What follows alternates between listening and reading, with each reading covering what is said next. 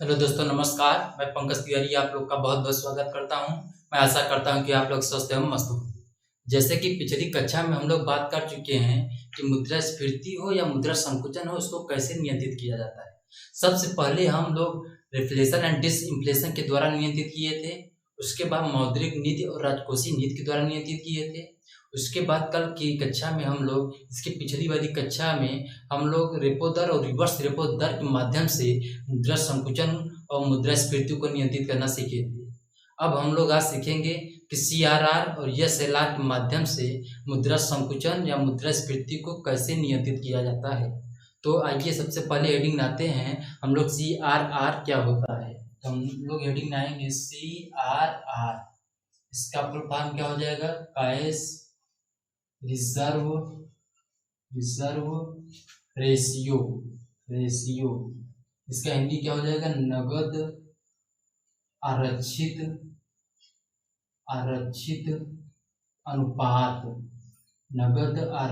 अनुपात।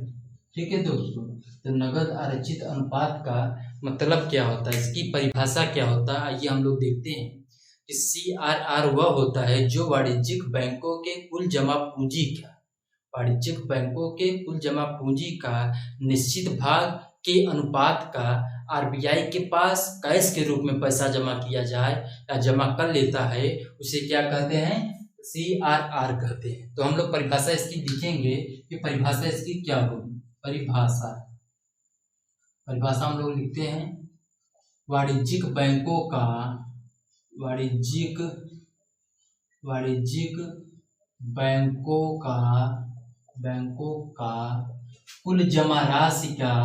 कुल जमा पूंजी या जमा राशि का निश्चित भाग के अनुपात का RBI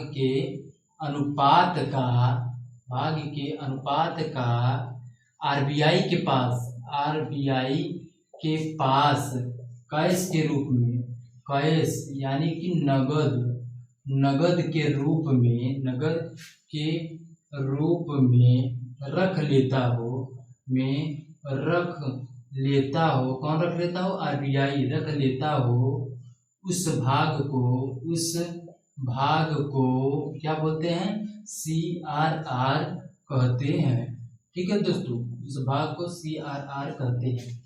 तो CRR होता क्या है? CRR वह होता है जो वाणिज्यिक बैंकों के कुल जमा पूंजी का निश्चित भाग के अनुपात का RBI के पास कैश के रूप में, न कि गोल्ड और गवर्नमेंट सिक्योरिटी के रूप में रखा जाए, उसे क्या बोलते हैं? CRR कहते हैं, यानी कि नगद आरक्षित अनुपात कहते हैं।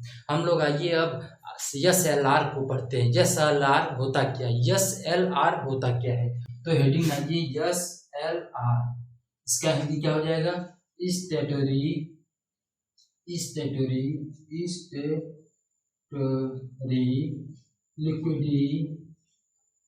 Liquidity ratio. इसका हिंदी क्या हो जाएगा? वैधानिक तरलता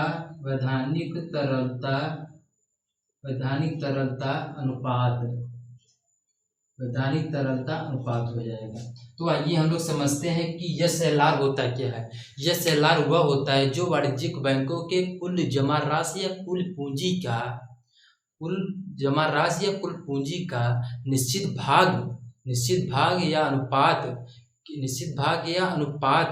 क्या करता है? ये बैंकों के पास हमेशा अपने पास ये सुरक्षित रखता है, उसे क्या बोलते हैं? SLR कहते हैं। उसे क्या कहते हैं? SLR। तो आइए हम लोग इसकी परिभाषा देखते हैं कि SLR होता क्या है। तो SLR होगा वाणिज्यिक बैंकों के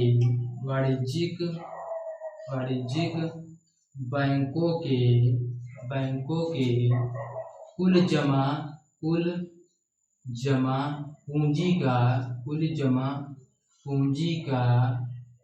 जमा पूंजी का निश्चित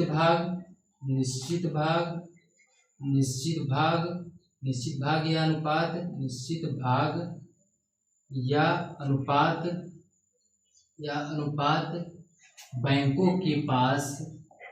बैंकों के पास हमेशा सुरक्षित रखता हो, हमेशा सुरक्षित रखता हो, उसे क्या कहते हैं? उसे SLR कहते हैं। ठीक है दोस्तों, SLR क्या होता है? वाणिज्यिक बैंकों के कुल जमा पूंजी का निश्चित भाग या अनुपात बैंकों के खुद पास, मतलब बैंक अपने पास ही रख लेती है, उससे क्या कहेंगे? SLR कहते हैं। और CRR में क्या होता था? RBI को देना होता था, किसके रूप में? कैश के रूप में देना होता था। यहाँ पे देखिए किसके रूप में देना होता है?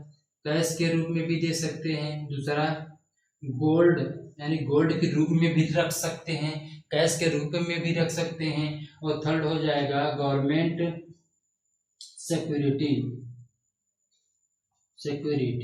ठीक है, क्या हो जाएगा? Government security. यहाँ पर गवर्नमेंट सिक्योरिटी और गोल्ड के रूप में क्यों रखा जा रहा है, आइए हम लोग इसको समझते हैं। तो देखिए SLR जो होता है, वैधानिक तरलता अनुपात जो होता है, उसको कैश और गोल्ड और गवर्नमेंट सिक्योरिटी के रूप में रखा जाता है। इसलिए रखा जाता है क्योंकि यदि आप मान लीजिए आप लोग कि ये 35 रुपये का है और 5 साल बाद यदि इसकी बात की जाए तो क्या 35 रुपये में ही रहेगा? नहीं, इसका मूल्य क्या हो जाएगा?